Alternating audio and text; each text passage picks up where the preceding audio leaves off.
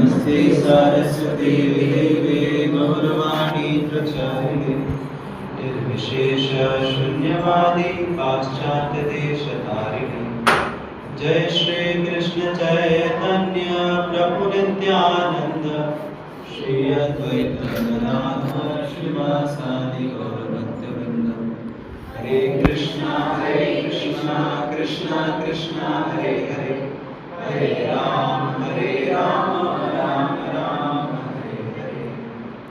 हरे कृष्णा।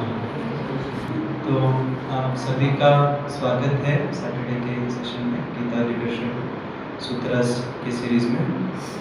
और आज का टॉपिक क्या है? Anxiety management. तो आप लोग एंजाइटी में तो नहीं हो ना? क्या डिस्कस होने वाला है पता नहीं। एंजाइटी से छुटकारा पाने के लिए हम लोग इधर आए हैं। तो पहले मैं अपनी कृतज्ञता व्यक्त करना चाहूँगा आप सभी के प्रति कि आप लोगों ने ट्रस्ट किया अपने टाइम के साथ and you are giving your valuable time. और मैं कोशिश करूँगा कि through this discussion we can have some value added in our overall life. तो स्टार्ट करने से पहले मैं एक सवाल पूछना चाहूँगा आप सभी से। देखिए, अभी जो पूरा डिस्कशन रहेगा in the course of whole discussion हम लोग एंजाइटी, फियर और वरी ये तीनों टर्म्स को इंटरचेंजेबली यूज करने वाले हैं क्योंकि ऑलमोस्ट सिमिलर रीजन है। फियर मतलब भय, एंजाइटी मतलब चिंता एंड वरी मतलब चिंता। तो चिंता किस चीज़ की होती है? कुछ ना कुछ भय रहते हैं हमारे जीवन में। तो भय और चिंता it's like interchangeably can be used. तो अभी मैं आपसे पूछना चाहूँगा कि ये जो भय रहता है, फियर रहता है, क्या ये अच्छा होता है या बुरा होता है? भय अच्छा है या बुरा है?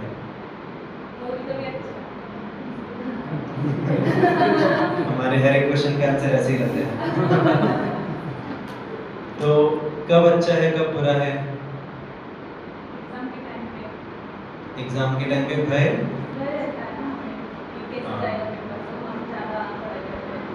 हाँ, तो अच्छा है कि बुरा है? अच्छा है पक्का? जरूरी है अच्छा हो? जरूरी है अच्छा हो एग्जाम के टाइम पे भय? एग्जाम के पहले ही होता है। एग्जाम कई बार भय के चक्कर में बच्चे पैरालाइज हो जाते हैं, पढ़ नहीं पाते ना। इतना भय हो जाता है कि वो मतलब एकदम डिप्रेशन में चले जाते हैं। तो क्या अच्छा है भय? कुछ हद तक अच्छा है बोल सकते हैं टू सम डिग्री। और कोई अंडरस्टैंडिंग भय अच्छा है या बुरा है? कौन कौन मानते हैं कि भय अच्छा है?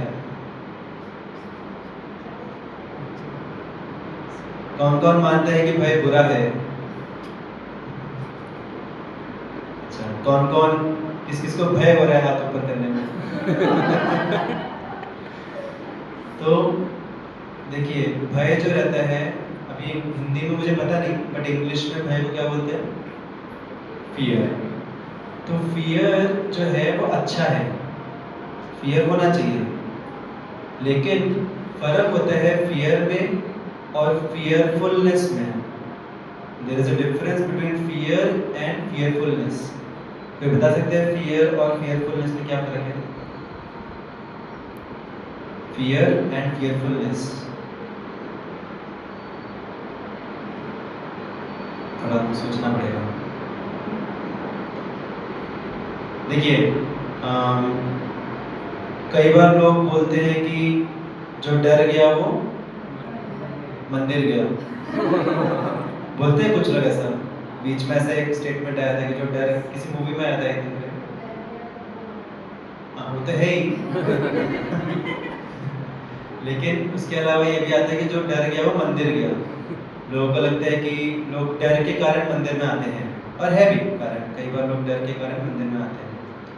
और ये बोल के वो जो स्पिरिचुअलिस्ट लोग रहते हैं उनको वो उनका मजाक उड़ाते हैं, उनकी उपहास करते हैं कि तुम इतने डरते हो इसलिए मंदिर जाते हो, हम लोग तो निडर है इसलिए हम लोग मंदिर नहीं जाते। तो जैसे ये स्टेटमेंट है कि जो डर गया वो मंदिर गया, क्या वो सिर्फ मंदिर पे अप्लाई होता है?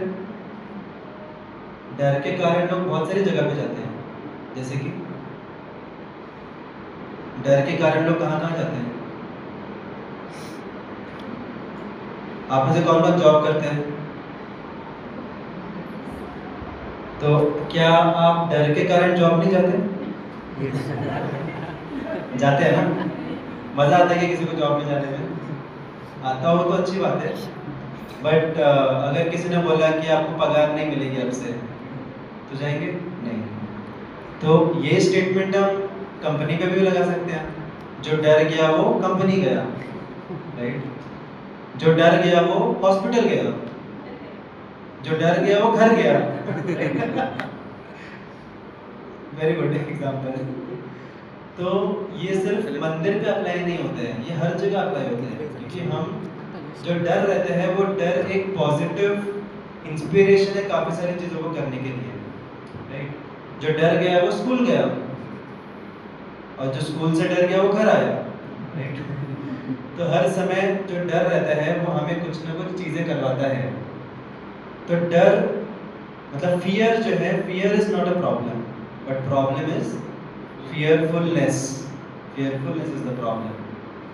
तो ये इसको हम थोड़ा सा डिफरेंस जो है इसको हम एक एग्जांपल के थ्रू समझेंगे, एक स्टोरी के थ्रू। एक बार एक मैडम जी थी, एक औरत थी, जिनको अंदर पेट में कुछ तो हो रहा था, जैसे गुड़ गुड़ गुड़ गुड़ कुछ तो हो रहा था उनको, ओके। और वो अलग अलग डॉक्टर के पास जाती थी, और उनको अंदर से ऐसे मन में एक थॉट था कि मेरे पेट में, किसी ने तो उसको बताया था, बचपन में बताया था, जैसे बच्चों ने बोलते हैं ना कि अगर सीड खा लिया तो माता पिता कई बार क्या बोलते हैं, पेड़ उगाएगा, कान से नाक से आँख से फिर पत्तियाँ आ जाएगी, ऐसा हमको लगता है। तो वैसे ही किसी ने तो उनको बताया था कि पेट में ऐसे गुड़गुड़ होता है तो मतलब पेट के अंदर मेंढक है, ओके, और वो मेंढक की वजह से गुड़गुड़ होता है। तो उसको अंदर से बहुत ऐसे टेंशन हो रही थी कि मेरे पेट के अंदर कौन है, मेंढक है, और ट्रॉ ट्रॉ कर रहा है अंदर से, वो ऐसे गुड़गुड़ आवाज आ रही है। तो बहुत डर गई वो, और बहुत सारे डॉक्टर के पास गई, और जिस भी डॉक्टर के पास जा रही है वो डॉक्टर उनको बोल रहे हैं कि अरे कुछ भी ऐसा होता है क्या, मेंढक रहता है क्या पेट में? कुछ नहीं है, मेंढक वेंढक नहीं है, ठीक हो जाएगा। लेकिन वो इतनी कन्विंस है कि मेरे पेट के अंदर मेंढक है, वो बोल रही है कि कोई मुझे समझ नहीं पा रहा, कोई भी डॉक्टर मुझे समझ नहीं पा रहे। ऐसे लगभग 9-10 डॉक्टर के पास गई, और सारे डॉक्टर्स ने उसका मजाक उड़ाया कि पेट में मेंढक थोड़ी रहता है, मेंढक रहेगा तो मेंढक बचेगा कि पेट के अंदर जाके? नहीं ना। तो ऐसे वो करते करते 11वें डॉक्टर के पास गई, और 11वां जो डॉक्टर था वो थोड़ा इंटेलिजेंट था।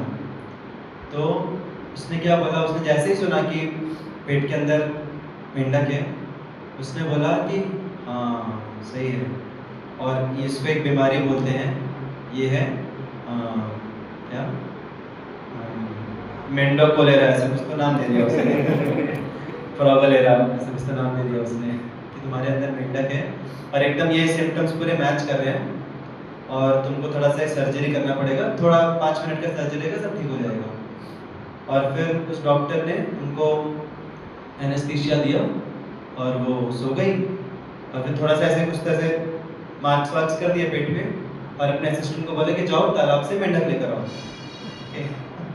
तालाब से मेंढक लेकर आया उसने छोटा सा, और फिर जब वापस से होश में आई तो फिर डॉक्टर ने उसको दिखाया कि ये देखो, ये मेंढक था तुम्हारे अंदर, इसकी वजह से पूरा प्रॉब्लम हो रहा था। और वो जो स्त्री थी इतनी खुश हो गई, इतनी खुश हो गई कि पहली बार मुझे कोई डॉक्टर मिला जब मुझे समझ पाया, नहीं तो कोई मुझे समझ नहीं पा रहा था। और वो बहुत खुश हुई, और बोले अगली बार से कभी भी गुड़गुड़ हो तो आपके पास ही आऊँगी। और फिर डॉक्टर भी खुश, पेशेंट भी खुश। But this was not the end. कुछ महीने बाद वापस से वो आई उनके पास, डॉक्टर के पास, और बोली कि वो डॉक्टर ने बोला कि अब क्या हो गया, गुड़गुड़ हो रहा है क्या पेट में?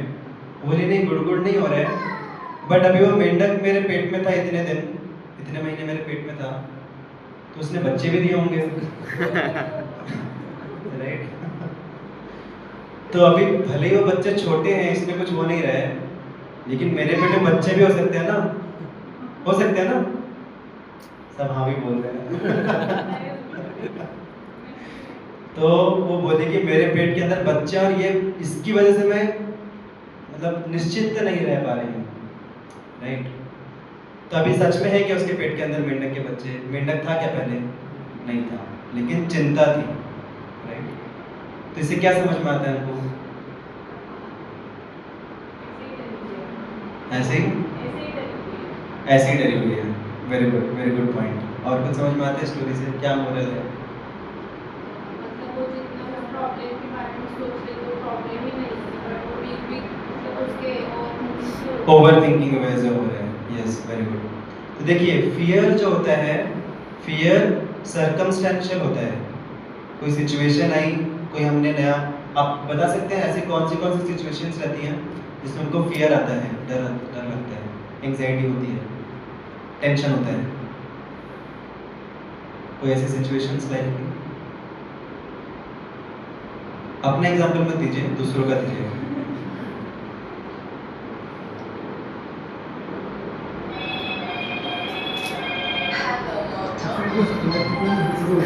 हाँ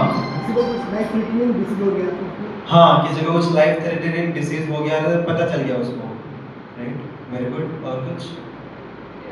कैंसर का बढ़ रहा है तो लोगों को लगता है कुछ भी चीज़ें खाने के वजह से कैंसर हो सकता है, पहले से डरते हैं लोग। इतना डरते हैं लोग, कुछ भी खाने से हो जाता है। बाप रे, मुझे डर लग रहा है। और कुछ और कुछ सिचुएशन जिसमें डर लगता है? स्कूल जाने का डर रोज लगता है। मम्मी पीछे बैठी है तुम्हारी। ओह अच्छा, यस गुड। और कुछ? रिजल्ट का डर लगता है। और कुछ?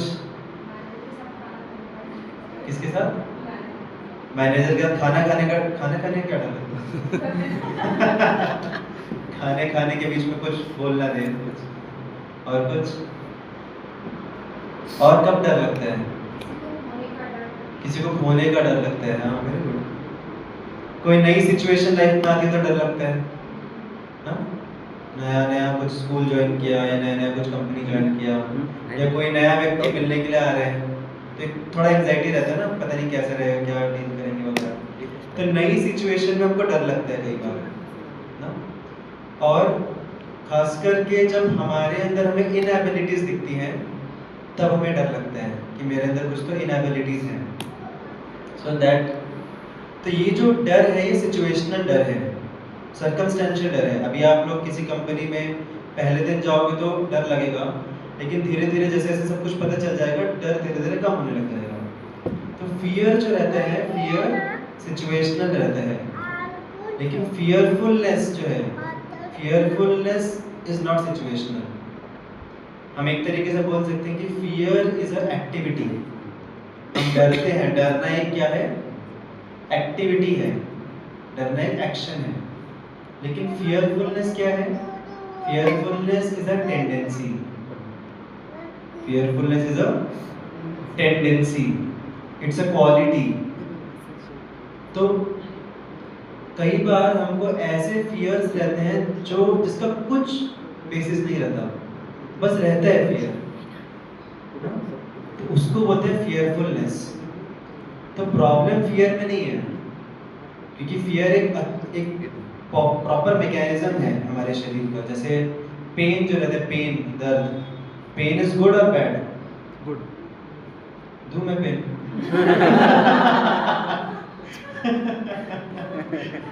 नहीं, फॉर एग्जांपल अगर हम आग में आपने बोला क्या? हाँ। सॉरी। मुझे लगा कि बोलिए बोलिए। आग में अगर हाथ डालेंगे तो पेन नहीं हुआ तो फिर हाथ जल हाँ एग्जैक्टली, वेरी गुड। तो पेन जो है, pain is a mechanism of our body to protect us ना। हम किसी गलत एक्टिविटी के थ्रू अगर बॉडी को लेके जा रहे हैं तो पेन के थ्रू हम खुद को बचाते हैं। सो पेन इज, डर रहे हैं सब बोलने में। Pain is good, still we should not invite it, right. So pain is good. उसी प्रकार से जो पेन है, पेन फिजिकल सर्कमस्टेंसेस से बचाने का मैकेनिज्म है। उसी प्रकार से फियर जो है वो mental situations mentally harming situation से बचाने का मैकेनिज्म है।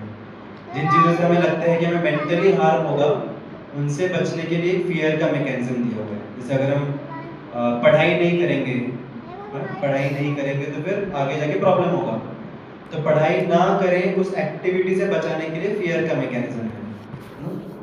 अगर हम प्रॉपर अपनी हेल्थ का ध्यान नहीं रखते हैं तो फिर फियर का मैकेनिज्म है कि हमें कुछ तो प्रॉब्लम हो जाएगी। बट फियरफुलनेस का मतलब क्या होता है?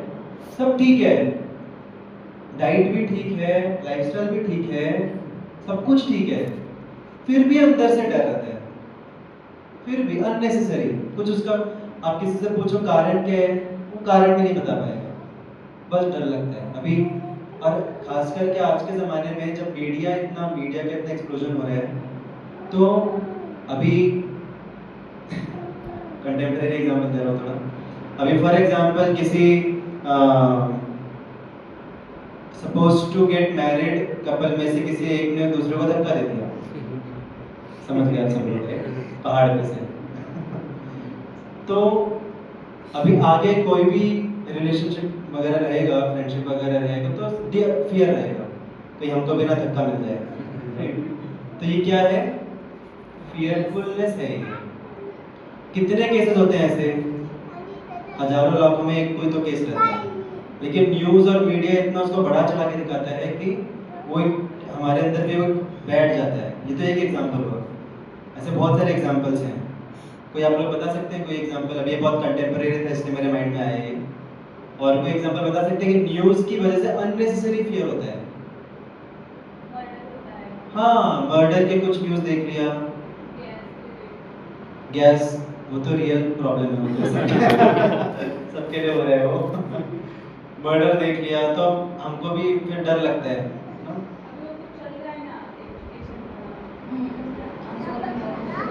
अब क्या क्या चल रहा है? प्रोटेस्ट? पेपर लीक हो गए ना वो नीट का, वो तो बहुत पहले हो गए, उसके अगेंस्ट प्रोटेस्ट किया है। प्रोटेस्ट चल जिसके रहा है। तो वजह उसमें से आपको क्या डर है?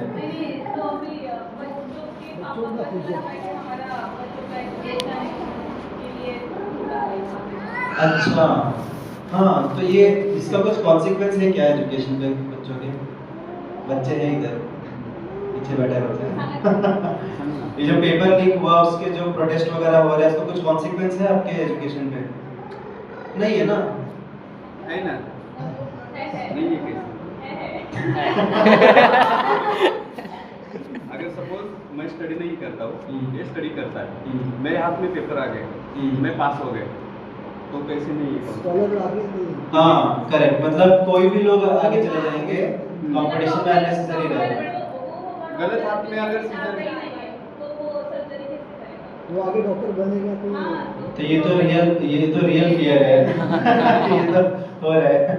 बट अभी सपोज आप इमेजिन कीजिए यही कि अभी ये इंडिया में हो रहा है, तो ये वैलिड है ये फियर। बट यही चीज़ अगर अफ्रीका में हुई होती तो उसका हमारे लिए कुछ कॉन्सिक्वेंस है क्या? नहीं है। अभी वो कहाँ पे हो रहा है? अफ्रीका में हो रहा है, लेकिन यहाँ पे बैठ के हम डर रहे हैं उसके बारे में कि कहीं ऐसा हमारे साथ ना हो जाए। तो ऐसे न्यूज़, ऐसी चीज़ें जो कहीं हो रही हैं, जिनका हमारे लाइफ से कुछ लेना देना नहीं है, फिर भी यहाँ पे बैठ के हमको टेंशन होती है कहीं हमारे साथ ना हो जाए ना। अब ऐसे फॉर एग्जांपल कोई अगर छत पे कोई बाउंड्री पे खड़ा है और बाउंड्री पे बैठा है वो, और बैठ के वो चैंटिंग कर रहा है, तो फियर होना चाहिए उसको? फियर होना चाहिए ना, गिर सकता है चैटिंग करते करते, तो डायरेक्ट फॉल डाउन हो जाएगा उसका। तो अगर छत पे वो बाउंड्री पे खड़ा है तो फियर होना चाहिए, गिरने का फियर होना चाहिए। लेकिन चलते चलते भी अगर किसी को डर लग रहा है कि चलते चलते मैं गिर ना जाऊं, कहीं पे कुछ हो ना जाए मेरे ऊपर से, वो कुछ गिर ना जाए, पेड़ वेड़ ना गिर जाए, है ना? ऐसे हुआ एक बार कि आई थिंक ट्रैफिक सिग्नल पे गाड़ियाँ खड़ी थी और अचानक से वो जो इलेक्ट्रिक पोल था, इलेक्ट्रिक पोल नीचे गिर गया और बहुत लोगों की जान गई उसमें। तो वो ठीक है, वो इंसिडेंस हुआ, बट कितना फ्रीक्वेंट होता है? ऐसे सब गिरते रहते हैं क्या इलेक्ट्रिक पोल्स? नहीं। बट उसके नीचे खड़े होने में डर लगना कि अरे गिर जाएगा तो, राइट? तो ये मैं कुछ ऐसे उदाहरण दे रहा हूँ जो कि थोड़े से एक्सट्रीम है, बट इन जनरल भी हमको बहुत सारे फियर्स रहते हैं, अननेसेसरी फियरफुल सिचुएशंस रहती हैं, सिचुएशन नहीं बोलेंगे, फियरफुल टेंडेंसीज रहती हैं। जैसे अभी कोई अगर इंटरव्यू के लिए जा रहा है किसी, ना, तो इंटरव्यू के लिए जा रहा है, पूरा अच्छे से प्रिपेयर किया है उसने, फिर भी एक फियर रहना अंदर से ना कि पता नहीं क्या हो जाए, कहीं मैं जैसा वो चाहते हैं वैसा नहीं बोल पाया तो क्या होगा, कहीं उन्होंने कुछ ऐसे कि उटपटांग सवाल पूछ लिया तो क्या होगा, कहीं मैं गिर गया तो क्या होगा उसके सामने तो कुछ भी आ सकता है ना, सोचने को कुछ भी सोच सकते हैं हम। तो इसको बोलते हैं, क्या बोलते हैं इसको, फियरफुलनेस। अगर हमने प्रिपेयर नहीं किया है और फिर हमें डर है तो उसको बोलते हैं फियर। बट सब कुछ प्रिपेयर करने के बावजूद भी डर लगता है, उसको बोलते हैं फियरफुलनेस। तो क्या आपने कभी ये फियरफुलनेस एक्सपीरियंस किया जीवन में कभी? सब कुछ होने के बावजूद सारी चीजें की है फिर भी डर लग रहा है, अननेसेसरी डर। तो ये दिस इज द प्रॉब्लम, इससे हमें बचना है, इसका हमें मैनेजमेंट करना है, राइट? तो अभी प्रॉब्लम हमको क्लियर हुआ, fear is not the problem, fearfulness is the problem, वो टेंडेंसी इज द प्रॉब्लम। तो वो प्रॉब्लम लाए कहाँ पे रहती है, उसका हमें पहले जगह निकालना पड़ेगा। Where does that problem lie? Does that problem lie in our circumstances? जैसे कई बार लोग बोलते हैं कि अनसर्टेनिटी की वजह से फियर होता है, अनसर्टेनिटी की वजह से फियर होता है। अगर हमें क्लियर नहीं है कि आगे क्या होने वाला है तब फियर रहता है, बाहरी दृष्टिकोण से अगर हम देखें तो। जैसे फॉर एग्जांपल अभी अगर हम फर्स्ट वर्ल्ड कंट्रीज की बात करते हैं और थर्ड वर्ल्ड कंट्रीज की बात करते हैं, थर्ड वर्ल्ड कंट्रीज में कौन सी आती हैं? वो ठीक है, अपनी इंडिया किस में आती है? थर्ड वर्ल्ड में आती है, सेकंड वर्ल्ड में आती है? जहाँ तक मुझे पता है थर्ड वर्ल्ड में आती है। आई डोंट नो, अभी शायद पढ़ के सेकंड में आ गई तो I don't know, but in short we can say developing countries and developed countries. तो developed countries like America, Europe and all that, developing countries like India, China. तो डेवलपिंग कंट्रीज जो रहती हैं उसमें अनसर्टेनिटीज बहुत रहती हैं जीवन में। अभी आप अगर किसी दूसरी जगह पे जाते हो, वहाँ पे अगर आप टैप खोलते हो तो क्या आपको गारंटी है कि पानी आएगा ही उसमें से? No guarantee, right? आपने बटन दबाया, चार्जिंग पे फोन लगाया, जरूर गारंटी है कि चार्जिंग हो गई? नहीं, क्योंकि सिस्टम्स उतने सेट नहीं है, अनसर्टेनिटी है सिचुएशंस को लेके। लेकिन अगर आप डेवलप कंट्रीज में जाते हैं तो डेफिनेटली आप टैप खोलेंगे, पानी आएगा, आप बटन दबाएंगे, होगा सबका। वहाँ पे एक दिन अगर लाइट चली जाती है तो पूरा एक हिस्टोरिकल इवेंट बन जाता है। प्रभुपाद के समय पे हुआ था, प्रभुपाद जब अमेरिका में गए तो एक दिन लाइट गई थी, पूरा हाहाकार मच गया था पूरे अमेरिका में। और वो अभी भी उसको ऐसे रिमेम्बर किया जाता है, that a dark day in the life of America. और इंडिया में तो इट्स रेगुलर थिंग, आए दिन लाइट जाती रहती है। सो जो डेवलप्ड कंट्रीज हैं वहाँ पे सब कुछ टेक्नोलॉजी वगैरह सब अच्छी है, प्रॉपर सिस्टम सारे बनाए हुए हैं और रूल्स लॉज वगैरह सब अच्छे सेट हैं, लोग फाइनेंशियली स्टेबल हैं ना। तो बाहरी रूप से अगर हम सारी सिचुएशन को देखें तो सारी सिचुएशन काफ़ी अच्छी हैं, सब कुछ सेट है, अनसर्टेनिटीज नहीं है कुछ। अगर हम डेवलपिंग कंट्रीज की बात करते हैं तो बेरोजगारी है कहीं कहीं पे टेक्नोलॉजी की कमी है, उतना एडवांसमेंट नहीं है, राइट? तो अगर हम ऐसा सोचें कि जो फियर है, एंजाइटी है, that is depending on external situations, हमारी बाहरी लाइफ कैसी है, हम कितना पैसा कमा रहे हैं, कहाँ जॉब कर रहे हैं, कितना स्टेबिलिटी है हमारे लाइफ में बाहरी रूप से। तो अगर हम वैसे देखें तो डेवलपिंग कंट्रीज जो है वहाँ पे एंजाइटी जो फैक्टर है वो ज़्यादा होना चाहिए, कम होना चाहिए? डेवलपिंग कंट्रीज में ज़्यादा होना चाहिए ना, क्योंकि उतने थोड़े बैकवर्ड हैं हर चीज़ में, right? Sorry to say, but we are little backward in all the external situations. और डेवलपिंग कंट्री सब कुछ एकदम सेट है, हमको भी लगता है ना, हम लोग जब सोचते हैं अमेरिका के बारे में हमको लगता है कि क्या क्या आता है माइंड में? क्लीनलीनेस, साफ सफाई रहेगी एकदम, और एकदम रोड्स पे गड्ढे नहीं रहेंगे और ग्रीनरी रहेगी। कंट्री साइड में रहेंगे तो ग्रीनरी रहेगी, नहीं तो पूरा कॉन्क्रीट बिल्डिंग्स वगैरह सब रहेंगी। और क्या, पॉल्यूशन नहीं रहेगा, स्वच्छ नदियाँ रहेंगी और सिस्टम्स अच्छे रहेंगे सारे, क्रिमिनल एक्टिविटीज वगैरह नहीं होंगी। तो ये है quite to large extent these are reality.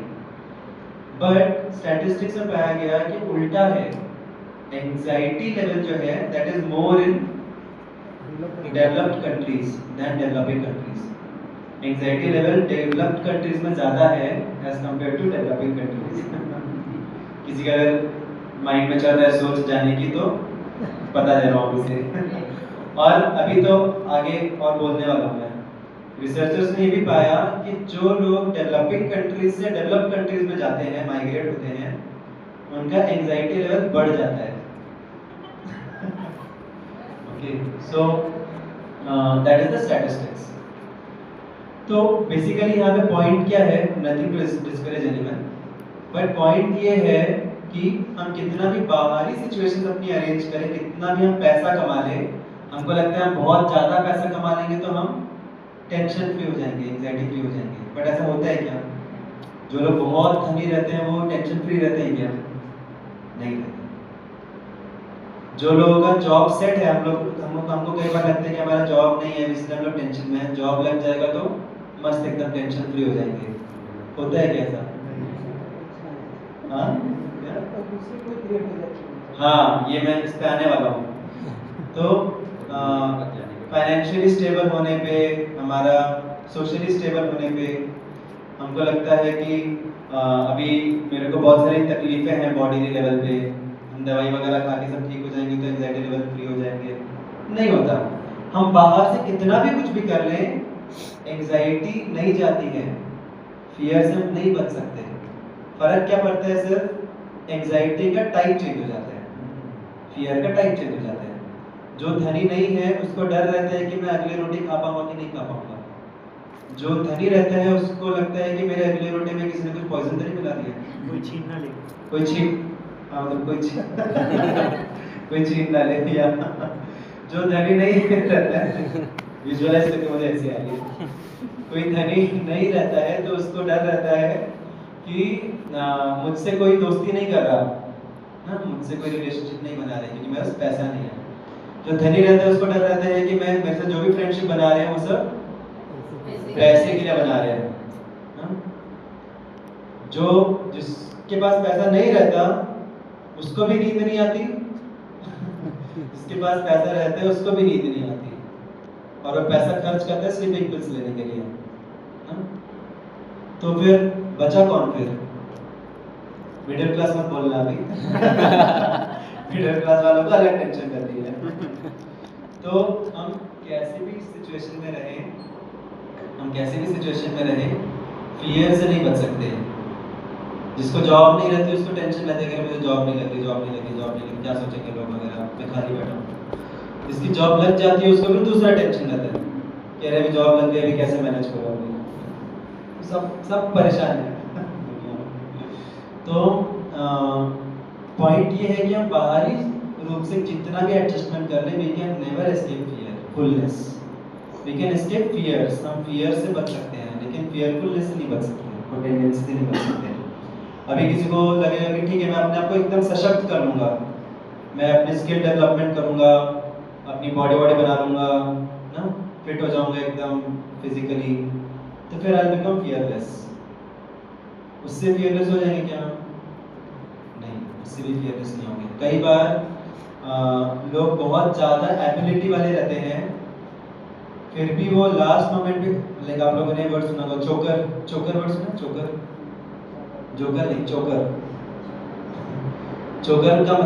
मतलब ऐसे लोगों को बोलते हैं जो लोग बहुत अच्छे रहते हैं, सब एबिलिटीज रहती है, स्किल्स रहती है, लेकिन प्रेशर में वो ब्रेक डाउन हो जाते हैं, वो नहीं कर पाते।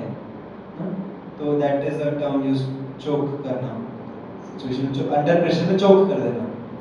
कोई एग्जांपल दे सकते हैं? क्रिकेटर्स का कई बार ऐसा होता है, कोई स्पोर्ट्स स्टार्स रहते हैं, काफ़ी अच्छे रहते हैं, बट वो जो प्रेशर वाली सिचुएशन रहती है उसमें वो नहीं खेल पाते प्रॉपरली।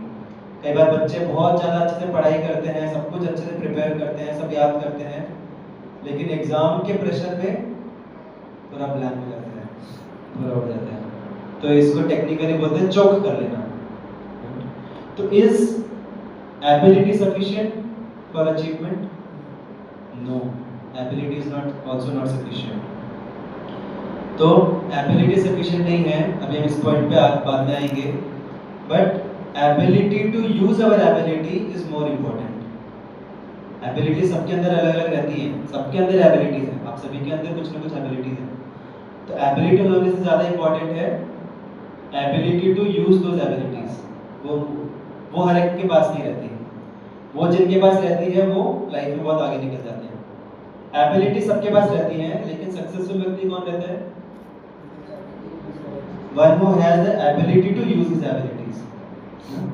तो इसमें बाद में आएंगे, बट पॉइंट ये है कि हम बाहर की सिचुएशंस को एडजस्ट करके हम एंजाइटी से नहीं बच सकते, फियरफुलनेस से नहीं बच सकते।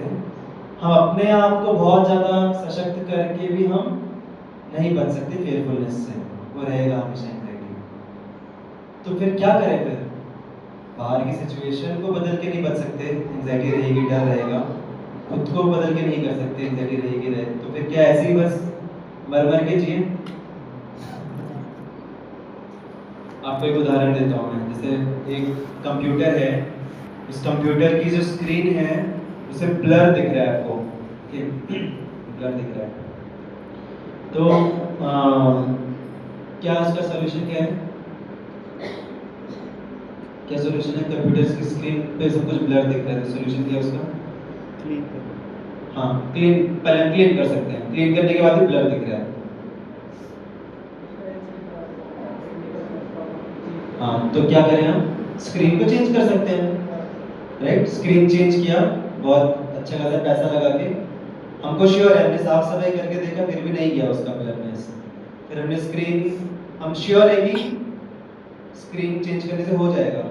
स्क्रीन चेंज किया, नई स्क्रीन लगाई, नई स्क्रीन को भी अच्छे से टेस्ट करके लाया और वापस से कंप्यूटर में लगाया, और जैसे ही चालू किया ब्लर, उससे ब्लर दिख रहा है।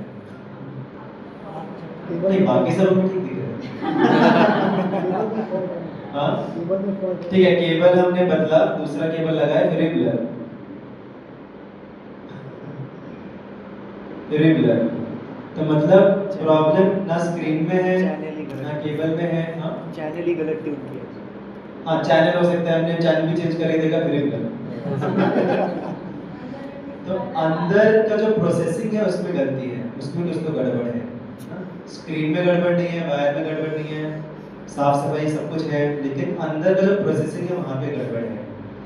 तो उसी प्रकार से बाहरी रूप से हम कुछ भी चेंज कर लें, दैट इज लाइक साफ करना स्क्रीन को, बाहर से साफ करना, चैनल चेंज करना। चैनल चेंज करना मतलब कौन सी फ्रीक्वेंसी ले रहे हैं वो चेंज हो रहा है। और स्क्रीन को ही बदल देना मतलब अपने खुद को सशक्त कर लेना, एकदम हर चीज़ में एबिलिटी स्किल डेवलपमेंट कर लेना। लेकिन फिर भी इसकी वजह से भी फेयरफुलनेस की टेंडेंसी नहीं जाती है। क्यों? क्योंकि ये डीप रूटेड है, ये अंदर से आ रही है। ये जो फेयरफुलनेस की जो सिचुएशन है, हमारी प्रोसेसिंग में कुछ तो गड़बड़ है ना। और हम प्रोसेसिंग कहाँ से करते हैं? दिमाग से। दिमाग भी तो एक हार्डवेयर है, मन से।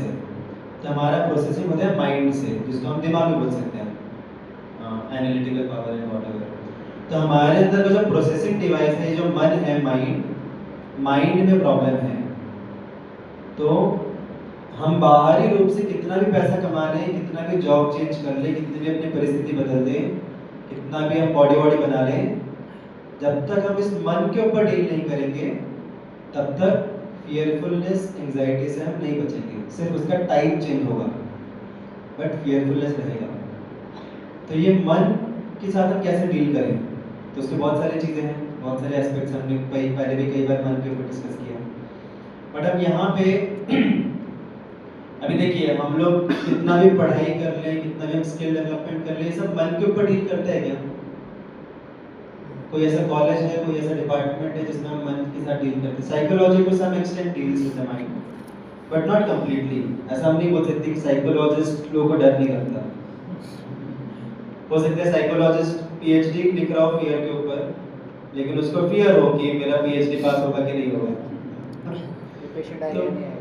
हाँ कोई पेशेंट आएगा या कोई नहीं आएगा? पेशेंट आएगा। डिप्रेशन में आपके चला आंसर बहुत अच्छे हैं जी। तो पेशेंट आएगा कि नहीं आएगा उसका फियर हो सकता है उसको। तो इस प्रकार से कोई भी मटीरियलिस्टिक स्टडी जो है, कोई भी भौतिक प्रकार की स्टडी जो है, वो हमारे मन के साथ पूरी तरीके से डील नहीं कर सकती। So the only way to free ourselves from anxiety is spiritual science. उसके अलावा कोई और दूसरा रास्ता नहीं है। आप मटेरियल लेवल पे कुछ भी चेंजेस कर लो, कितना भी एडवांसमेंट कर लो, नहीं होगा। कितना भी आप ज्ञान अर्जन कर लो, नहीं होगा। फियरफुलनेस से नहीं बच सकते, क्योंकि वो बहुत डीप रूटेड है। और इतना डीप रूटेड तक, इतना डीप और कोई साइंस नहीं जाता एक्सेप्ट स्पिरिचुअल साइंस। और यही प्रॉब्लम हो रही थी अर्जुन के साथ। अभी अर्जुन जो, उनको सब पता है, सारे शास्त्रों का ज्ञान है उनको, और उनके स्किल में कोई हमको डाउट है? No doubt in the skills. फिर भी वो युद्ध नहीं कर पा रहे, उनका एंजाइटी हो रही है, क्योंकि कोई भी प्रकार का ज्ञान, कोई भी प्रकार की skills, they can never free us from fearfulness except one science, that is spiritual science.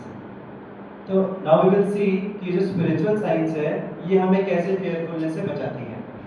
Okay, तो उसके लिए हम एक फॉर्मूला डिस्कस करेंगे, PQ फॉर्मूला। ओके, मुझे डर लग रहा है कि मैं भूल ना जाऊँ इसके क्या है, व्हाट डज दे इम्प्लाई। तो ये जो PQ है, इसमें पहला P रहता है perceiving the situations in our life. हम अपनी लाइफ की सिचुएशंस को, स्पेशली जो चैलेंजिंग सिचुएशंस हैं, उनको हम कैसे परसीव करते हैं, that is the first P. Second P is how we process the situations in our life. हम अपने जीवन की परिस्थितियों को कैसे प्रोसेस करते हैं, स्पेशली जो चैलेंजिंग सिचुएशंस हैं। And last P is pursue, what do we pursue in our life. हम क्या चीज़ परस्यू करते हैं अपने जीवन में। इसको अगर सिंपली याद करना है तो जो भी चैलेंजिंग सिचुएशन आती है, उसको हम कैसे देखते हैं, कैसे लेते हैं, और कैसे एक्ट करते हैं उसके ऊपर। How we see the things, how we think about that situation, and how we act. Seeing, thinking and acting. So seeing for perceiving, thinking for processing, and acting for pursuing. So now we'll discuss on these three things. तो जब बात आती है perceiving the challenges in our life, तो हमारे life में जो भी चैलेंजिंग सिचुएशंस आती हैं, प्रॉब्लम कब होता है जब हम उनको इटर्नलाइज कर देते हैं।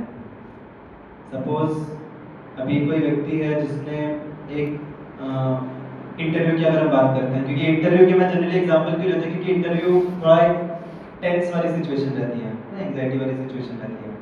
सपोज कोई व्यक्ति है, वो इंटरव्यू में गया और इंटरव्यू में अच्छा परफॉर्म नहीं कर पाया, और उसके बाद फिर उसको क्या फियरफुलनेस हो जाएगा, क्या एंग्जाइटी हो जाएगी कि मैं अच्छा नहीं परफॉर्म कर पाऊंगा, मैं कभी अच्छा परफॉर्म नहीं कर पाऊंगा, क्योंकि इतना अच्छे से इसके लिए प्रिपेयर किया था इंटरव्यू के लिए, और यहाँ पे भी जाके मेरे साथ कुछ मैं ठीक से नहीं दे पाया, तो फिर मैं आगे कभी भी नहीं दे पाऊंगा। इसको क्या बोलते हैं? इटर्नलाइजिंग द प्रॉब्लम। प्रॉब्लम हुई कुछ, गलती हुई कुछ ना, हो सकता है कमी भी है हमारे अंदर, बट वो कमी को ही अपना ट्रुथ बना लेना कि मैं ऐसा ही हूँ और मेरे साथ ऐसा ही होगा, मैं हर बार फेल ही करूँगा ना, तो इसको बोलते हैं इटर्नलाइजिंग द प्रॉब्लम। तो ये this is about perceiving the situation. हम किसी भी सिचुएशन को, किसी भी फेलियर को हम कैसे परसीव करते हैं। क्या आप और कोई उदाहरण दे सकते हैं जिसमें कि हम कुछ तो कहीं पे कुछ फेल हुए या कुछ चीज़ नहीं कर पाए, और फिर उसकी वजह से हम अपना पूरा एक धारणा बना लेते हैं अपने बारे में। ऐसा कोई एग्जांपल है? हाँ, रिलेशनशिप्स में भी होता है। Any example?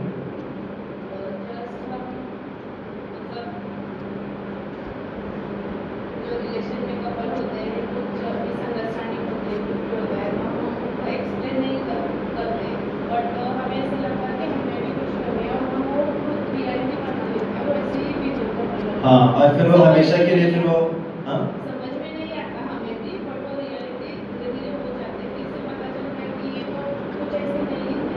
Correct, very good example है। तो जब हम फ्रेंडशिप में, रिलेशनशिप में, मैरिड लाइफ में भी होता है कई बार कि कुछ तो हमने सिचुएशन देखी, कुछ तो हुआ हमारे बीच और फिर हमने उसको पूरा इंटरनलाइज कर दिया, हमेशा वो इंप्रेशन लेके बैठ गए अपने मन में, खुद के बारे में भी और उस व्यक्ति के बारे में भी ना।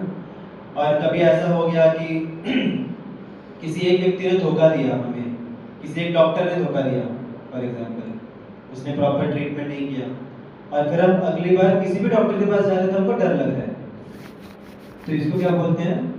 Internalising the problem. ये प्रॉब्लम हमेशा ही होगी हमारे साथ, एक सिचुएशन को लेके उसको हम हमेशा के लिए हम उसको एक परसेप्शन बना के बैठ जाते हैं कि हमेशा ही ये होगा। दूसरा क्या होता है कि हमें अपने अंदर कुछ कमियां दिखती हैं, जैसे फॉर एग्जांपल कोई व्यक्ति हो सकता है, उसको किसी ने कुछ तो बोला और वो प्रॉपरली जवाब नहीं दे पाया, ये बहुत होता है हम सभी के साथ कि किसी ने हमें कुछ तो बोला, कुछ तो सपोज कुछ तो उल्टा सीधा बोल दिया और हमने उसको प्रॉपर जवाब नहीं दे पाया ना? और फिर हमको फिर एक फियर हो जाता है हमेशा उनके बारे में कि मैंने उसको ठीक से जवाब नहीं दे पाया, मतलब मैं ऐसा ही हूँ, मतलब मैं किसी को कभी जवाब नहीं दे पाऊंगा ना। होता है कई बार ऐसा।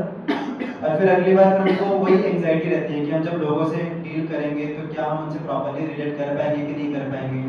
कभी किसी व्यक्ति के साथ हम प्रॉपरली रिलेट नहीं कर पाए फॉर एग्जांपल, अभी उसके पीछे बहुत सारे कारण हो सकते हैं। किसी व्यक्ति के साथ हम प्रॉपरली फर्स्ट टाइम हम मिले उस व्यक्ति से, we wanted to make friendship with them, हम प्रॉपरली रिलेट नहीं कर पाए, लेकिन उसके अनुसार फिर हम हमारे मन में डर ही बैठ जाता है कि शायद हम किसी के साथ भी प्रॉपरली रिलेट नहीं कर पाएंगे, तो उसको क्या बोलते हैं? Internalising the problem. रिलेट हो पा रहे हैं? तो जो भी प्रॉब्लम है बाहर किसी दूसरे व्यक्ति की वजह से या फिर हमारी वजह से या फिर हमारे अंदर वो इनएबिलिटी हमें दिख रही है और उसको हम लेके उसको इटर्नल ट्रुथ बना दिया हम अपने जीवन का, उसकी वजह से भी हमें फियरफुलनेस होता है। So that is about our perception, perception about our own self, perception about others and perception about life. तो first point is eternalizing the problems, और उसका उल्टा क्या होता है? We should never eternalize the problem, we should contextualize the problem. अभी कोई भी फेलियर होता है तो उसके बहुत सारे फैक्टर्स रहते हैं, जैसे फॉर एग्जांपल हमने बहुत अच्छे से प्रिपेयर किया और हम किसी इंटरव्यू में गए और वहाँ पे जाके हम ठीक से जवाब नहीं दे पाए, फेल हो गया, तो उसके पीछे क्या क्या फैक्टर्स हो सकते हैं? क्या क्या फैक्टर्स हो सकते हैं, क्या क्या रीजंस हो सकते हैं उसके? हाँ, प्रिपरेशन में कम पड़ गया। हाँ, प्रिपरेशन में कम पड़ गए, हो सकता है हमने अपने तरफ से पूरा किया लेकिन फिर भी कुछ तो कमी रह गई, this can be one reason. और कुछ रीजन हो सकता है वहाँ पे जाके हम डर गए इसलिए हम भूल गए, यस। और कुछ उन्होंने कुछ और ही पूछा, कुछ तो एकदम ही आउट ऑफ द बॉक्स पूछ लिया, और कुछ हो सकता है हमने सब कुछ अच्छे से दिया है, हमारे अंदर कोई प्रॉब्लम नहीं है, बट उनको कुछ और चाहिए, उनका नीड कुछ और है, there is no problem in us no. तो ये कॉन्टेक्स्ट हुए, और ये जितने भी फैक्टर्स हैं कि हमारी कमी पड़ गई और क्या था कि डर गए और क्या था अलग कुछ तो अलग पूछ लिया, इन सभी के साथ हम डील कर सकते हैं, ये सारी प्रॉब्लम सॉल्वेबल है, हम और ज़्यादा प्रिपेयर कर सकते हैं। हम लोग इंटरनेट पे जाके देख सकते हैं कि वो कंपनी की क्या क्या रिक्वायरमेंट्स है और क्या क्या पूछेगी, हम पहले से प्रिपेयर हो सकते हैं। हम जाते समय हरे कृष्ण महामंत्र चैंट करके जा सकते हैं, इससे डर ना लगे ना। तो बहुत सारी चीज़ें हम कर सकते हैं, लेकिन इसको बोलते हैं अगली बार जब हम इंटरव्यू के लिए जाएंगे तो उसके पहले हमें कॉन्टेक्चुअलाइज करना चाहिए, मतलब हमें समझना चाहिए कि ठीक है प्रॉब्लम हुई मुझसे, फेलियर हुआ, लेकिन क्या क्या रीजन थे उसके, ठीक है ये रीजन थे और ये जो रीजन से मैं ऐसे से डील करूँगा, खत्म। और फिर कोशिश कीजिए फिर ना। बट इंटरनलाइज का मतलब क्या होगा? बस इतना सोचना कि अरे मैं इंटरव्यू में गया फेल हुआ, मतलब अभी जिधर भी जाऊँगा फेल ही होऊंगा, मैं जाने से पहले ही फेल हो गया ना। अभी किसी व्यक्ति के साथ हमने डील किया, प्रॉपरली डील नहीं हो पाया, उसके बहुत सारे कॉन्टेक्ट हो सकते हैं। अभी किसी व्यक्ति ने, जैसे मैंने पहले भी एग्जांपल दिया है कि किसी व्यक्ति को हमने बहुत स्माइल करके हरे कृष्णा बोला और उसने स्माइल करके हरे कृष्णा नहीं बोला, उसने सीरियसली हरे कृष्णा बोला, या उसने हरे कृष्णा भी नहीं बोला, वो ऐसे ही चले गया बस। तो होता है ना, कई बार ऐसा होता है या गुस्से से देखा हमने हमको उसने, तो फिर हम क्या सोचते हैं कि हमारे अंदर कुछ तो प्रॉब्लम है, या तो उस व्यक्ति के अंदर कुछ तो प्रॉब्लम है। हम ये नहीं सोचते कि हो सकता है कुछ तो कॉन्टेक्स्ट हो उसके पीछे, वो परेशान हो, या तो हो सकता है उसका एक्सप्रेशन ही वैसा हो, राइट। तो बहुत सारे कॉन्टेक्स्ट, तो हमें कोई भी फेलियर हो या कोई भी प्रॉब्लम हो, हमें उसके कॉन्टेक्स्ट को समझना चाहिए कि किस कॉन्टेक्स्ट में वो हुआ, और उस कॉन्टेक्स्ट को सॉल्व करने का प्रयास करना चाहिए। That's it. We should not eternalize the problem कि ये ऐसा ही है, मैं ऐसे ही रहूँगा और हमेशा भी डरते रहें, right. So that is the first thing about perception, हमारा परसेप्शन कैसा है। तो how does Gita knowledge help us? Gita knowledge help us by telling कि इस दुनिया में कोई भी चीज़ इटर्नल नहीं है। Nothing is eternal in this world. जैसे हमारे इसमें गीता में ही आता है कि मात्रा स्पर्शास्तु कौन्तेय शीतोष्ण सुख दुखदा आगमा अपायनो नित्य ताम स्थितिक्षस्व भारत। मतलब इस प्रकार से मौसम बदलते रहते हैं, उसी प्रकार से जीवन में भी सुख दुख आते रहेगा। तो दुख भी हमेशा के लिए नहीं रहेगा, right. Nothing is permanent including दुख आल्सो। तो इसलिए we should never eternalize the problems. ये हुआ पहला पार्ट। दूसरा पार्ट आता है प्रोसेस। अभी ठीक है, हमने अच्छे से, अभी इंटरव्यू का अगर हम एग्जांपल लेते हैं कि हमने देखा कि सब कुछ क्या क्या प्रॉब्लम्स हुई, सब कुछ एनालाइज किया हमने, ठीक है ये प्रॉब्लम ऐसी है, इसके हम वैसे डील करेंगे, नोट डाउन कर लिया, पूरा अच्छे से कंटेस्ट करके प्रिपेयर कर लिया खुद को। उससे भी फियर जाएगा कि पूरी तरीके से, उससे भी फियर नहीं जाएगा पूरी तरीके से, क्योंकि उसमें भी हमको डर लगेगा कि ठीक है सब कुछ कर तो लिया है हमने, लेकिन फिर भी सब कुछ हो पाएगा कि नहीं हो पाएगा ना, प्रॉपरली परफेक्टली एक्ट कर पाएंगे कि नहीं कर पाएंगे, फिर भी एक फियर रह जाता है। तो just proper perception of the situation is not sufficient, problems का प्रोसेसिंग भी इंपॉर्टेंट है, हम कैसा प्रोसेस करते हैं। तो यहाँ पे मैं एक उदाहरण दूंगा। जैसे आप लोग को फ्लाइट पकड़नी है फॉर एग्जांपल, ठीक है, तो आप लोग घर से निकले अपनी कार में और फ्लाइट को देख रहे हैं वहाँ से, और आप लोग फ्लाइट के लिए गए, तो जब तक आप फ्लाइट नहीं पकड़ते हो तब तक आपको एंग्जाइटी रहेगी एंग्जाइटी, हाँ रहेगी कि हम फ्लाइट पकड़ पाएंगे कि नहीं पकड़ पाएंगे। लेकिन एक बार आप फ्लाइट में बैठ गए तो अभी उसमें भी एंग्जाइटी रह सकती है, बट इन जनरल रहती है कि एंग्जाइटी इन जनरल रहती है क्या? नहीं रहती है। अभी केसेस अगर हम लोग जस्ट न्यूज़ देख कर आए कि प्लेन क्रैश हुआ तो हो सकती है एंग्जाइटी, बट इन जनरल नहीं रहती है। तो हम जब खुद से गाड़ी चला, एक बात की एंग्जाइटी रहती है क्या कि फ्लाइट पता नहीं डेस्टिनेशन की जगह कहीं और ना पहुंच जाए या गलत टाइम पे पहुंच जाए, ऐसा तो नहीं रहता हमको एंग्जाइटी। तो पहले जब खुद गाड़ी चला के जा रहे हैं तो हमको एंग्जाइटी है, जब हम प्लेन के अंदर बैठे हैं तो एंग्जाइटी नहीं है। क्या फर्क हुआ दोनों में? दूसरे केस में एंग्जाइटी क्यों नहीं है? Can you repeat? हम जब खुद से गाड़ी चला के जा रहे हैं प्लेन पकड़ने के लिए, दैट इज फर्स्ट केस, उसमें एंग्जाइटी रहती है, हमको फियरफुलनेस रहता है। जब हम प्लेन के अंदर बैठ गए तो प्लेन के अंदर बैठ के क्या होता है? हाँ होता है ऐसा। प्लेन के अंदर, ट्रेन के केस में होता है, ट्रेन के अंदर बैठ के हाँ बैठ गए, क्यों ऐसा वो रिलीफ वाला फीलिंग क्यों आता है? हाँ गोल अचीव कहाँ किया? गोल तो डेस्टिनेशन पहुंच के मिलेगा। हाँ ठीक है, अब हाँ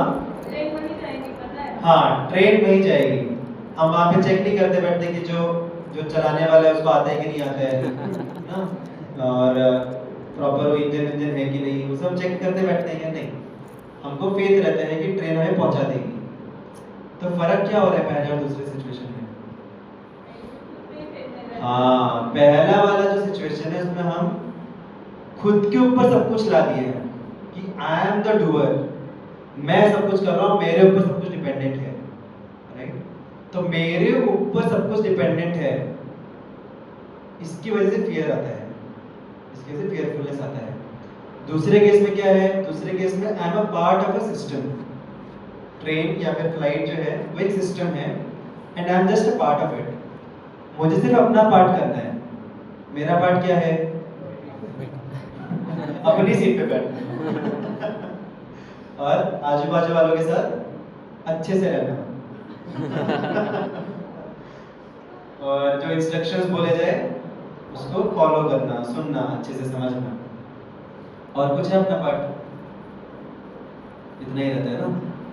फ्लाइट की वो जो खिड़की रहती है उसके अंदर हाथ बाहर नहीं निकालना, वो सब नहीं कर सकते क्योंकि वो पैक्ड रहते हैं तो इस प्रकार से हम जब फ्लाइट में बैठे हैं तो हमारा एंग्जाइटी कम हो जाता है। क्यों? क्योंकि हमें पता है कि हमें अपना पार्ट करना है, बस बाकी सिस्टम अपना पार्ट करेगा। बट जब हम खुद के ऊपर सब कुछ ले लेते हैं तो फियर रहता है ना कि हमें सब कुछ करना है। तो this is the mentality, this is the problem with us. हमको क्या लगता है कि हम भगवान हैं, हम डूअर हैं, हमारे ऊपर पूरी दुनिया, हमारे आसपास पूरी दुनिया रिवॉल्व करती है। लगता है सब लगता है, नहीं बोल रहे हैं बट लगता है हमको। अभी जैसे वो एग्जांपल जो है कि कोई व्यक्ति है, उसने हमको देख के प्रॉपर स्माइल नहीं किया तो हमें हर्ट क्यों हुआ? क्योंकि पूरी दुनिया हमारे अराउंड रिवॉल्व कर रही है। हमको लगता है कि उसने हमको देख के ऐसे क्यों एक्सप्रेशन दिया, क्योंकि हमारे अंदर कुछ प्रॉब्लम है, हमने कुछ तो किया है। सेंटर में कौन है? हम हैं सेंटर में। तो जितना ज़्यादा हम खुद को like we have this mentality कि आई एम द डूअर, मेरे बस में सब कुछ है, आई एम द सुप्रीम कंट्रोलर।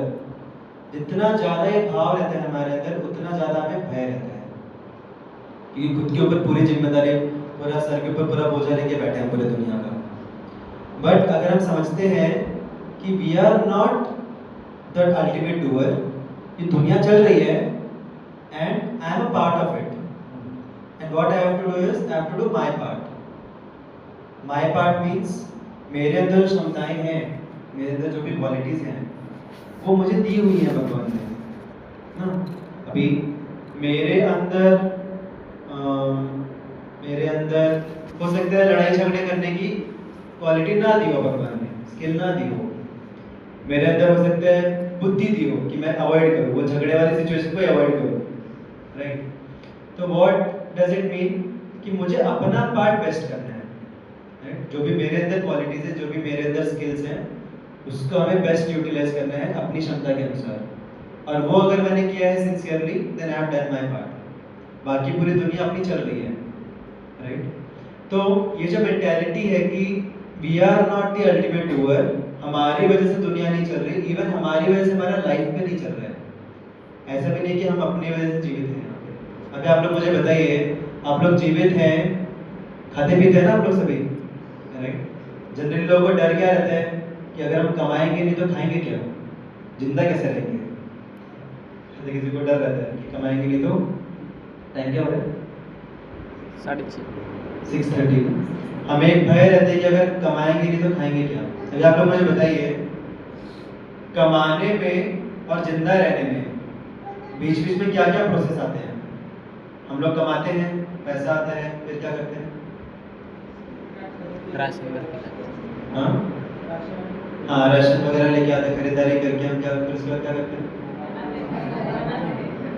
बनाते हैं, कुकिंग करते हैं खाना बनाते हैं, कुकिंग करते हैं, फिर खाते हैं, मतलब मुंह के अंदर डालते हैं, हाँ? और फिर उसके बाद क्या होता है? वो अंदर जाता है, अंदर जाके पेट के अंदर जाता है, डाइजेस्ट होता है, हाँ, एनर्जी आती है, और फिर उसके बाद किधर तो जाती है किधर नहीं जाती हम लोग कुछ तो करते हैं उस एनर्जी के साथ, और फिर हम जिंदा रहते हैं। अभी इसमें से हमारा पार्ट कितना है, हम कितना पार्ट करते हैं? कमाने का काम करते हैं, खरीदने का काम करते हैं, वो के अंदर हम कौर को डालते हैं, खाने मोरसल को डालते हैं। उसके अंदर का पार्ट हम कुछ करते हैं क्या? ऐसे कुछ अंदर कुछ ऐसे करते हैं क्या हम लोग? नहीं, बाहर से कुछ एसिड्स वगैरह हम कुछ रिलीज करते हैं क्या अंदर से? नहीं, सब कुछ अंदर पूरा कोऑर्डिनेटेड सिस्टम है। इवन ऐसा बताया गया है, रिसर्चर्स हैव फाउंड कि अंदर हमारा जो पूरा डाइजेशन होता है, एक मॉर्सल खाने में जो हमारा डाइजेशन होता है पूरा, उसमें जितनी एनर्जी लगती है अंदर के पूरे सिस्टम को काम करने में, उतनी एनर्जी हम पूरे दिन भर के काम में करते हैं। हमारे दिन भर का जो काम रहता है उसमें जितनी हम एनर्जी स्पेंड करते हैं, उतनी एनर्जी या उससे ज़्यादा एनर्जी एक मॉर्सल को डाइजेस्ट करने में हमारे पेट उतना वर्क करता है। एनर्जी मीन्स बेसिकली वर्क, जितना वर्क हम दिन भर में करते हैं उतना वर्क हमारा पेट अंदर का जो पूरा सिस्टम है वो एक मॉर्सल को डाइजेस्ट करने में करता है। और ये कौन कर रहा है? हम कर रहे हैं क्या? हमको पता भी नहीं कैसा हो रहा है। एक ही समय रहता है जब हमें याद आता है कि डाइजेशन, हमें डाइजेशन प्रोसेस है हमारे अंदर, वो कब याद आता है? हाँ? जब इनडाइजेशन होता है जब डाइजेस्टिव सिस्टम काम नहीं करता तभी याद आता है कि हमारे अंदर ये सिस्टम भी है। नहीं तो सब कुछ इतना परफेक्टली काम करता है, सांस लेने का सब कुछ अच्छे से काम कर रहा है। तो ये पूरा जो 100% जो हमारा जीवन जो चल रहा है उसमें से बहुत कम परसेंट हम चला रहे हैं। बाकी का परसेंट कौन चला रहा है? कौन चला रहा है? कौन चला रहा है? पड़ोसी चला रहा है अपने आप चल रहे हैं? अपने आप कुछ होता है क्या दुनिया में? बोलने में डर रहे हैं सब लोग। कौन चला रहा है? बोलो बिंदास। भगवान चला रहे हैं ना, कोई शक है उसमें? हमको शरीर किसने दिया? भगवान ने दिया। हमारे जो टैलेंट्स हैं वो किसने दिए? भगवान ने दिए। तो एनीवेज हमारा पार्ट बहुत छोटा सा ही है इस दुनिया में, लेकिन हमको जब लगता है कि हमारे ऊपर पूरी दुनिया डिपेंडेंट है, we are the ultimate doers, तो हम अननेसेसरी लोड लेके बैठते हैं। राइट? तो हमें समझना चाहिए कि हमारा पार्ट कितना है वो हमें करना है, अपना पूरा बेस्ट देना है, उसके बाहर का भगवान संभालेंगे। Right? That we should have that understanding. तो ऐसा बोलते हैं कि we should do our best and then leave the rest on Krishna, Krishna will do the needful. और स्पेशली डिवोटीज के केस में तो बिल्कुल डरना नहीं चाहिए, क्योंकि जो साधारण लोग हैं उनके केस में कृष्णा उतने एक्टिव नहीं होते। Krishna works through his systems, but devotees के केस में Krishna personally interferes in their lives. Devotees के केस में भगवान खुद हस्तक्षेप करते हैं जीवन में। तब तक हमें और ज़्यादा निडर होना चाहिए। करो अपना पार्ट, बाकी का भगवान देखेंगे। डोंट वरी सो मच कि अरे अपना पार्ट सब कर लिया फिर भी हम सोचते बैठ रहे हैं। कुछ फायदा है क्या सोच के? जितना हमारे बस में है उतना ही करेंगे ना। आप 100 रोटी भी ले आओ आपके प्लेट में, 100 रोटी खा पाओगे क्या? कितना खा पाओगे? हाँ? नहीं, ये ऐसा आंसर नहीं चाहिए, नंबर चाहिए हमको एक से दो बस। बाप रे, मुझे तो 4-5 कोई तो बोलेगा ठीक है, 1 से 2 ही खा पाएंगे ना। तो वैसे कितना भी चिंता ले ले, प्रैक्टिकली हम उतना ही कर पाएंगे जितना हमारे बस में है। तो क्या फायदा इतना सारा चिंता लेके? तो बाहर के लोग क्या है, वो सिर्फ सोचते हैं कि क्या फायदा है चिंता लेके। हमारे पास प्रॉपर एक रीजन है कि उसके बियॉन्ड जो है that Krishna will take care. Krishna is there, he will take care. Right? तो ये भगवत गीता का जो नॉलेज है हमें हेल्प करता है। भगवान बोलते हैं भोक्तारम यज्ञ तपसाम सर्वलोक महेश्वरम सुहृदम सर्वभूतानाम ज्ञात्वा माम शांतिं गच्छति। कि इस पूरी दुनिया का जो भोक्ता है वो कौन है? कौन है? भगवान है। मैं हूँ इस पूरी दुनिया का भोक्ता। भोक्तारम यज्ञ तपसाम सर्वलोक महेश्वरम। अल्टीमेट कंट्रोलर कौन है? भगवान है, हम नहीं है। हम भी हैं कंट्रोलर। हम कौन से कंट्रोलर हैं? माइक्रो कंट्रोलर हैं यार, माइक्रो कंट्रोलर्स। हमारे कंट्रोलर माइक्रो चीजें हैं, सिर्फ उतना हमें करना है, अपना प्रयत्न करना है। तो और अल्टीमेटली लास्ट पॉइंट क्या है? सुहृदम सर्वभूतानाम। मैं सुहृद हूँ, मैं सभी जीवात्माओं का मित्र हूँ। नहीं तो हमें जन्म ही क्यों देना चाहिए था भगवान को? अगर हमें मेंटेन करने का उनके अंदर क्षमता नहीं तो फिर हमें हमारा एग्जिस्टेंस लाया ही क्यों? राइट? एग्जिस्टेंस में है हम, मतलब मेंटेन करेंगे भगवान। Right? So we should do our part. तो जैसे अगर कोई चैलेंजिंग सिचुएशन आती है, किसी को कुछ बोला गया, सपोज आप में से किसी को बोला कि आपको अभी अगला साक्षात्कार सेशन देना है, राइट?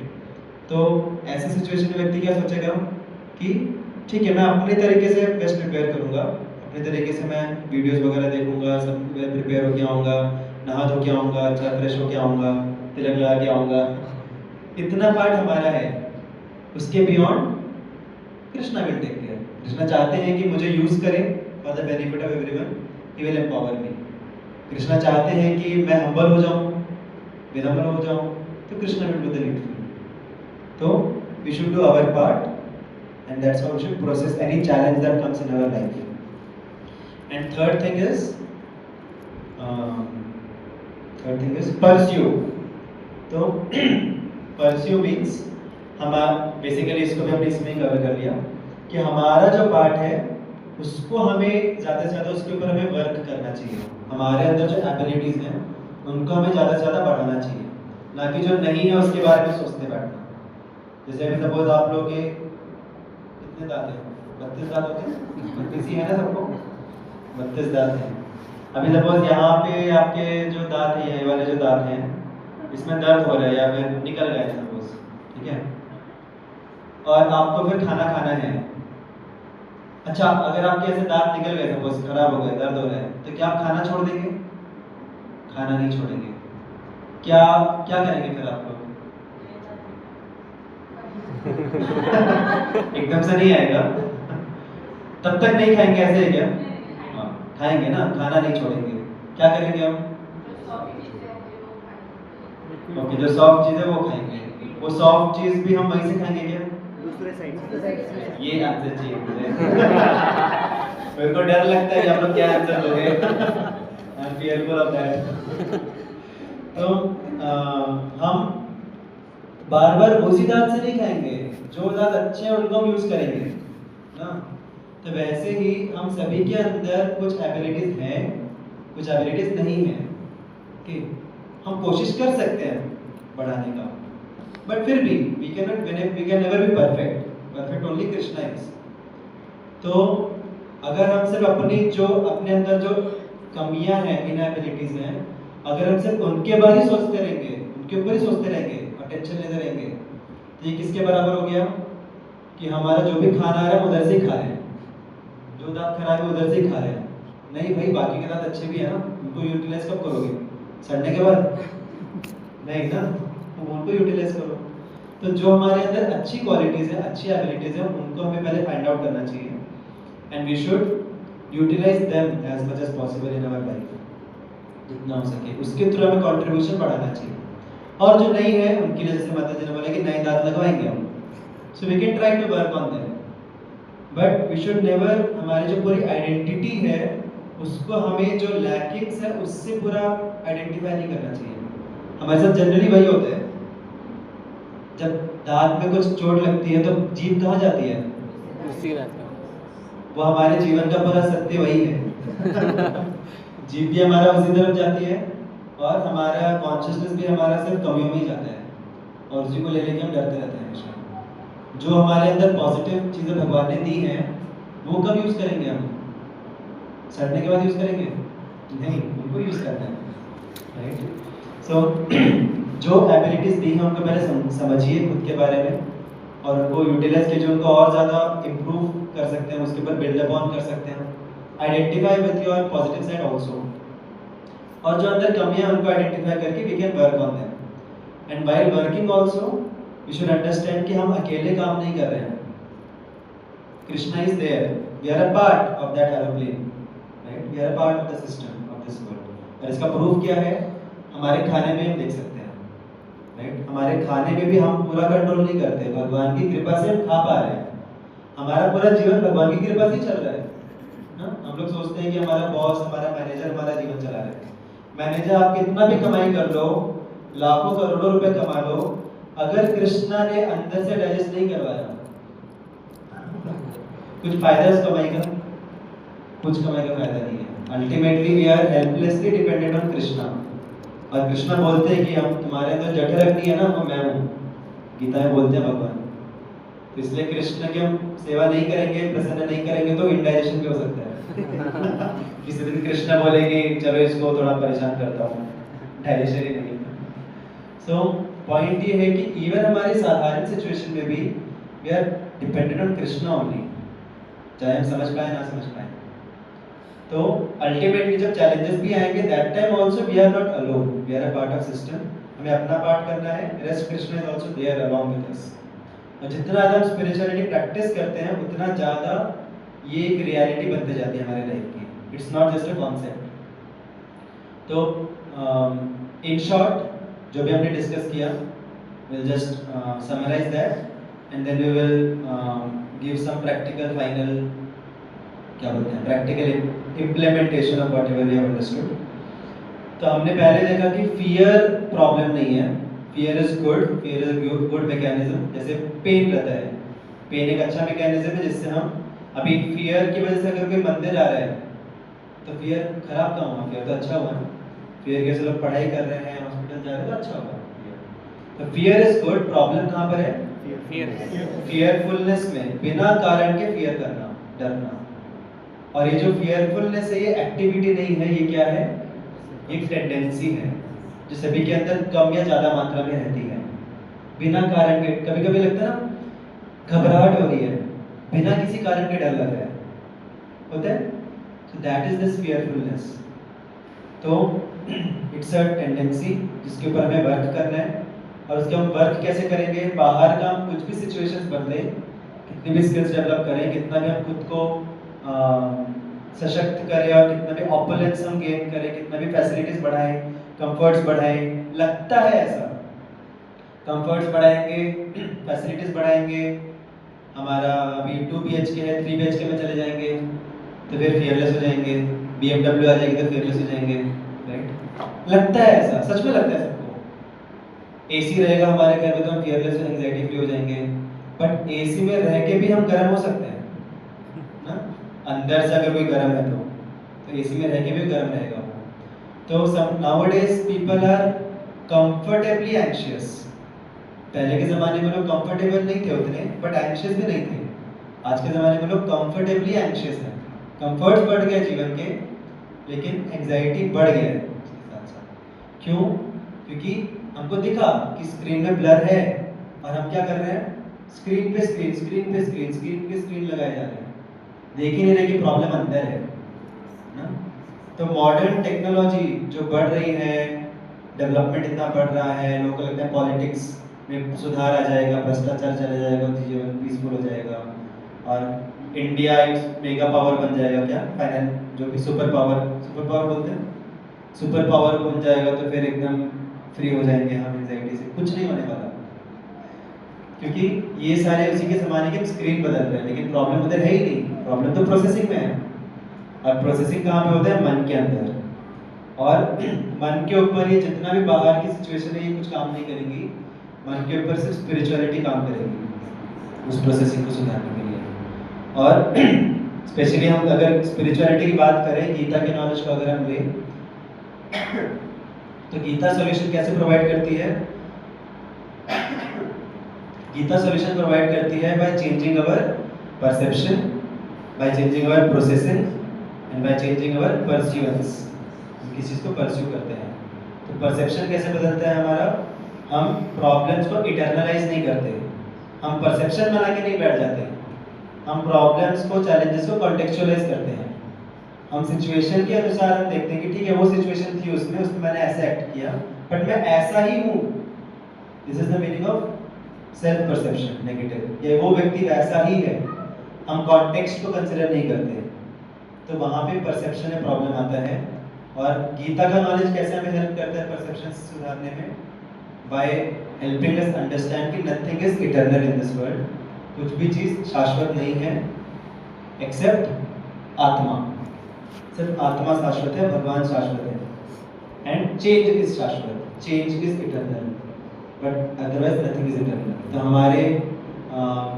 हमारे कमियां, हमारे दुख, जीवन में दुख आ रहे हो भी इटर्नल नहीं है।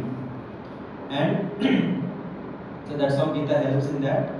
Then second is how we process the challenges that come in our life.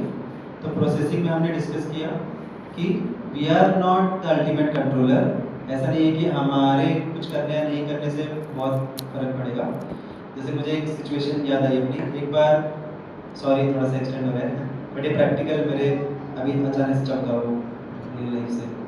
तो एक बार मुझे बोला गया था कॉलेज में कि तुम्हें एंकरिंग करना है, एंड स्पीकर कोई और था, I was the anchor there, and that was my first time I was anchoring, पहली बार मैंने एंकरिंग करने का। और मुझे लगा कि मुझे तो खुद के ऊपर भरोसा नहीं था, लेकिन सीनियर्स को भरोसा था, बोले नहीं नहीं कर लोगे, आप कर लोगे, तो मैं भी गया। एंड फ्रैंकली स्पीकिंग आई, क्या बोलते हैं उसको, पूरा मतलब बेकार हो गया पूरा anchoring. I screwed the whole anchoring, ऐसा हुआ। और फिर उसके बाद मैं पूरा परेशान हूँ, दुखी हूँ, मेरे को अच्छा नहीं लग रहा है कि अरे मैंने एंकरिंग अच्छे से नहीं किया। एंड फिर पूरा सब कुछ हो गया, प्रोग्राम सब हो गया, सब कुछ हो गया। एंड एट द एंड मैंने फिर हमारे जो मैनेजर थे उनसे मैंने बोला कि प्रभु सॉरी, मैं एंकरिंग ठीक से नहीं कर पाया। बोले क्या ठीक से नहीं कर पाया, ठीक ठाक तो था सब कुछ। और फिर उसने बोला कि वैसे किसी का ध्यान ही नहीं था तुम्हारे एंकरिंग के ऊपर। क्यों? क्योंकि मेन पार्ट एंकरिंग नहीं है, मेन पार्ट क्या है, सेशन मेन पार्ट है ना। अभी मेरे लिए एंकरिंग मेन पार्ट है क्योंकि मैं कर रहा हूँ उसको, और आगे जाके कुछ लोग टर्न अप हुए कि नहीं हुए, मुझे लग रहा है कि मेरी वजह से टर्न अप नहीं हुए, but I am just a part of that. तो कई बार हमको लगता है कि हमारी वजह से बहुत बड़े बड़े काम हो रहे हैं, बहुत बड़े काम बिगड़ रहे हैं, बट हम नहीं समझते कि वी आर वेरी इनसिग्निफिकेंट। एक बार प्रभुपाद को भी एक व्यक्ति ने आगे बोला था, उनके शिष्य ने, कि Prabhupada I am the most most most fallen, मैं सबसे पतित व्यक्ति हूँ। तो प्रभुपाद बोले you are the most most most insignificant.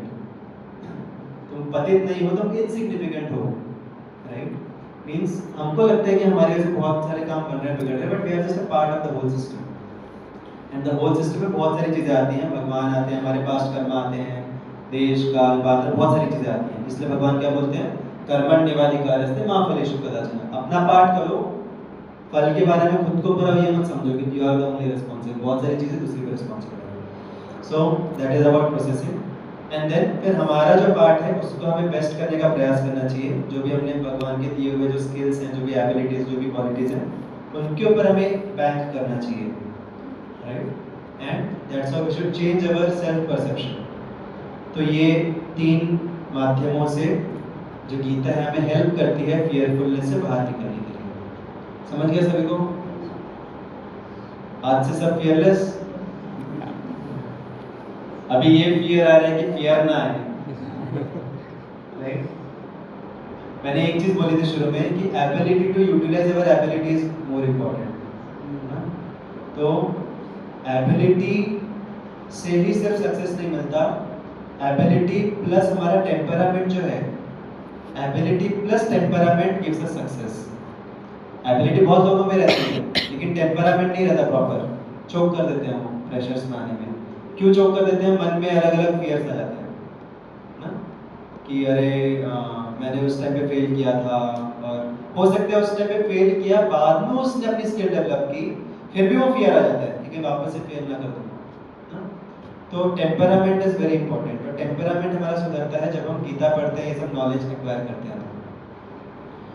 तो आज से सब फियरलेस। कौन कौन आज से फियरलेस हो जाएगा? किसको कॉन्फिडेंस है? इधर फियरफुली हाथ खड़ा करना हम लोग। सच में हो जाएंगे 100%।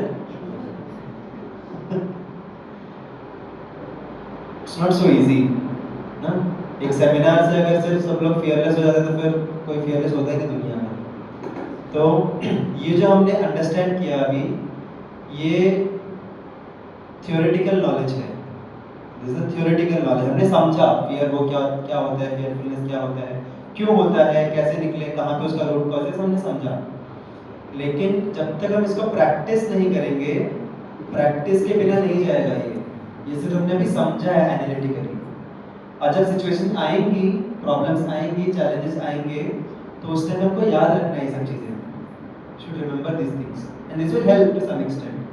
लेकिन this is not the ultimate solution, क्योंकि हमें नॉलेज है लेकिन क्या रियलाइजेशन हुआ है, साक्षात्कार हो गया इन सब चीज़ों का? साक्षात्कार नहीं हुआ। साक्षात्कार इतना आसानी से नहीं होता। तो इसीलिए स्पिरिचुअलिटी में 2 कंपोनेंट रहते हैं, एक रहता है नॉलेज और दूसरा रहता है प्रैक्टिस।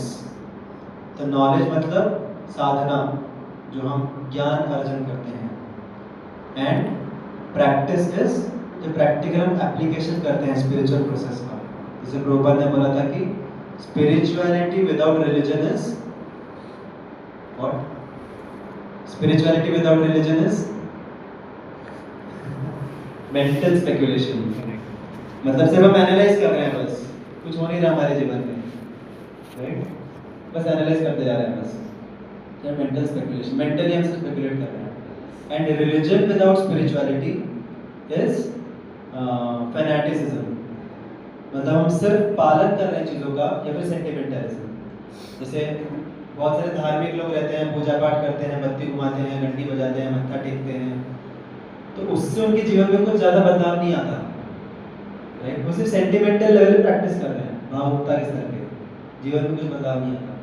और जो लोग बहुत ज़्यादा पीएचडी करते हैं, गीता के ऊपर पीएचडी करेंगे और शास्त्रों के ऊपर सबका एकदम निचोड़ करेंगे, बहुत एनालाइज करेंगे, तर्क वितर्क करेंगे, उससे भी कुछ फर्क नहीं पड़ता जीवन में। इसलिए दोनों जरूरी है। हमें स्पिरिचुअल नॉलेज भी गेन करना है, ये सब गीता के आधार पे। आप सोचिए, अगर ये जो श्लोका है भोक्ता ने मैं क्या पसाम कि हम अल्टीमेट डूअर नहीं है, भगवान भी है हमारे साथ, भगवान हमें बचाएंगे, भगवान हमारे साथ में है, ये नॉलेज अगर आपको आत्मसात होता तो कितना अच्छा रहता ना। अभी प्रॉब्लम ये है कि लेक्चर में सुन रहा तो अच्छा लग रहा है, लेकिन प्रैक्टिकल लाइफ में नहीं होता है वो। तो कहाँ कमी है? कमी है साक्षात्कार में। नॉलेज है बट साक्षात्कार नहीं है। जितना साक्षात्कार बढ़ेगा उतना ये हमारे लाइफ का एक, हम इसके ऊपर जिएंगे अपना जीवन ना? और जितना हम इसके ऊपर जिएंगे उतना ज़्यादा हम फियरलेस रहेंगे। तो इसके लिए प्रैक्टिस बहुत ज़रूरी है। और practice is, what is the practice of spirituality? Application and the most important application is meditation, मंत्र मेडिटेशन, चैंटिंग। जब हम चैंटिंग कर रहे हैं तो चैंटिंग के माध्यम से हम अपनी चेतना को ग्रॉस से सटल लेके जा रहे हैं। ग्रॉस से हम सटल, मेडिटेशन बेसिकली क्या होता है? हम बाहरी चेतना से निकल के हम मतलब खुद को अंदर की चेतना में जा रहे हैं ना, दैट इज द मेडिटेशन। इसलिए हम आंखें बंद करके हम ध्यान अंदर की तरफ लगाते हैं। तो that's how meditation brings us from gross to subtle, हमारी चेतना को ग्रॉस से सटल पे लेके आता है। और जितना ज़्यादा हमारी चेतना ग्रॉस रहेगी उतनी ज़्यादा हमारे लाइफ की सिचुएशन हमें अफेक्ट करेंगी। जितना हमारी चेतना सटल जाएगी उतना ये जो नॉलेज है जो भी हमने आज गेन किया उसके ऊपर हमारा रियलाइजेशन बढ़ेगा। सो दैट्स हाउ मंत्र मेडिटेशन, चैंटिंग, जो हम चैंटिंग कर रहे हैं, आप लोग काफ़ी लोग चैंटिंग करते हैं यहाँ पे, तो chanting just as a routine नहीं करना है हमें। वी शुड सी कि जब हम चैंटिंग करेंगे रेगुलरली अच्छे से करते जाएंगे, धीरे धीरे धीरे धीरे बाय दिस चैंटिंग ये जो भी हमने नॉलेज गेन किया धीरे धीरे रियलाइजेशन में होगा। आपको समझेगा नहीं, आप 1 साल बाद आप खुद को देखो, I can definitely tell to you कि you will be a changed person. ऐसे हर दिन नहीं समझेगा, आप एक दिन चैंटिंग किया फिर लगा कि आज मैं फेयरलेस बना क्या ऐसा नहीं होता। इट्स अ स्लो प्रोसेस, होता है धीरे धीरे। So that's how if we have to really become fearless, then spiritual practice makes us fearless in the long run. So that's how we can become fearless in our life. So भयम द्वितीय अभिनिवेशतः स्यात्, ऐसे हमारे शास्त्र बोलते हैं कि भय जो रहता है वो इस दुनिया में अभिनिवेश की वजह से होता है। तो इससे बचने के लिए हमें कृष्ण में अभिनिवेश करना है, स्पिरिचुअल प्रैक्टिस में अभिनिवेश करना है। जितना वो करेंगे उतना हम fearless बनेंगे। So what's the time now?